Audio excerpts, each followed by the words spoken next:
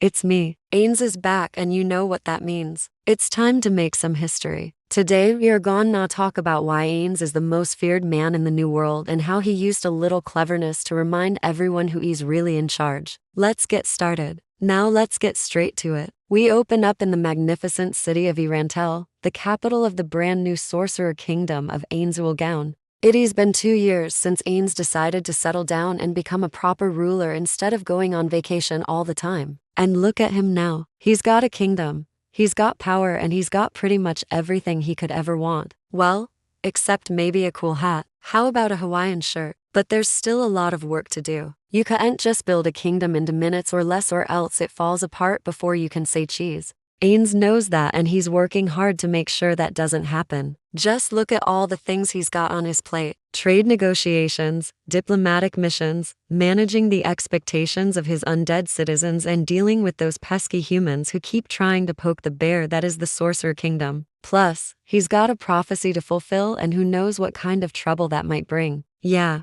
being an overlord ain't easy, bro. Meanwhile, back in the slain Theocracy, the high priests are panicking because they haven't heard from their spies in a while, and they are starting to worry that maybe they got caught or something. But little do they know that their spies are actually in Tantal having a great time pretending to be normal people. Oh wait, scratch that. They're not having such a great time. They're being interrogated by Spies, Ainz's personal butler and resident badass. Now, don't get me wrong, Spies is a super nice guy most of the time. But when he suspects that someone is a spy, he has a special talent for making them regret their life choices. Let's just say he's not very polite about it. In fact, he's so good at his job that the spies don't even realize they are being watched until it is too late. And when Ainz finds out who they are, he plays a little game with them, a game called Guess Who's Coming to Dinner. It is basically a magical version of 20 questions where Ainz asks the spies questions about themselves and their mission, and then tries to figure out who sent them and why. And you know what? He's pretty good at it.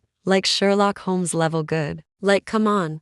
The man literally reads minds for breakfast. The spies don't stand a chance. And when he finally figures out that they're from the slain Theocracy, he doesn't just have them killed. No, he lets them go back to the Theocracy and tells them to tell their masters that he knows about their little spying mission. And if they try anything funny, he'll wipe them out. That's right. Ainz is playing mind games with the Theocracy, and he's winning. He's making them think that he's paranoid and unstable and dangerous. And he's doing it without even lifting a finger. That's the kind of badassery that makes me want to stand up and clap. Ainz is not just a powerful mage and a skilled tactician and a benevolent ruler. He's also a master manipulator, and he uses those skills to keep the peace in his kingdom and protect his people from harm. He knows that the other nations are watching him closely and waiting for him to slip up so they can take advantage of him. So he works hard to make sure that never happens. He negotiates treaties, he establishes trade routes, he keeps the undead in line, and he deals with any threats that come his way. Plus, he's got a sense of humor too. He likes to mess with the humans a little bit.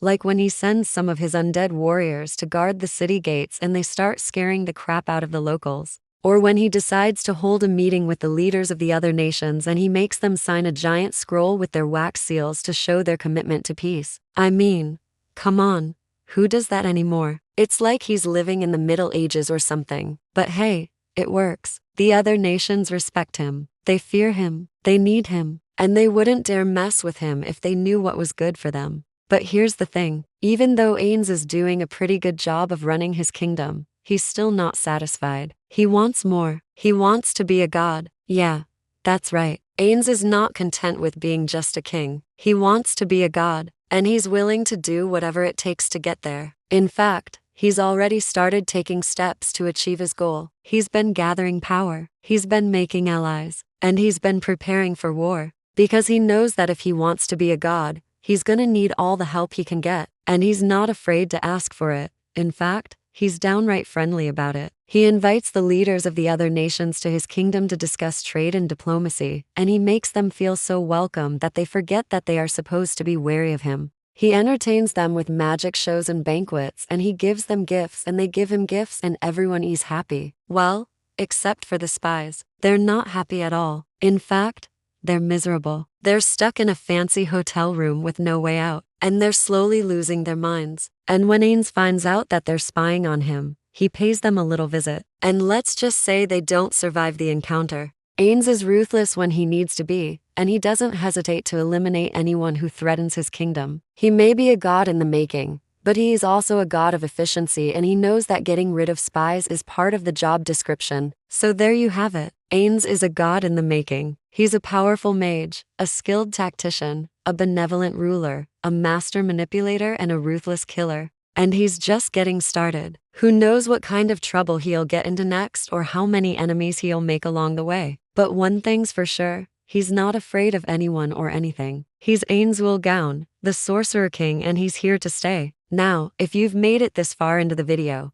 I'm guessing you're a fan of Ainz and his crazy adventures in the Overlord universe. Well, I've got some awesome news for you. You can now download an entire universe of goodness right onto your phone or tablet. Seriously, it's like a dream come true. With this app, you can read all kinds of wild stories about Ainz and his guild mates from the Overlord series. Imagine diving into adventures that take place before the events in Nazarick or following their escapades after the events in Irentel. There are so many possibilities, and you can be a part of it all. The best part is that these aren't just random fan creations. These are actual official side stories written by the creator of Overlord himself. Yeah, you heard that right. The creator of Overlord is writing original content just for this platform. That's like getting a sneak peek into the mind of a genius author. Plus, you can also discover hidden gems from other creators in the community and dive into a ton of exclusive content that you won't find anywhere else. So what are you waiting for? Go ahead and download this app. You won't regret it.